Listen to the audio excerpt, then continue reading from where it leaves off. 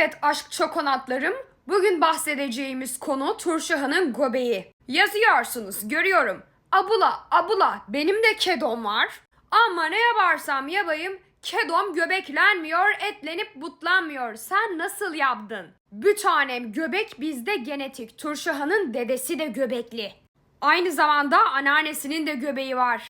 Biz ailecek yemek yiyip göbeğimizden kilo alırız. Şurada görmüş olduğunuz üzere de Turşu Hanım da yiyor, göbeğine doğru kilo alıyor. Bakın burada görüyorsunuz bir takım birikmeler var. Tam olarak şu dişimde.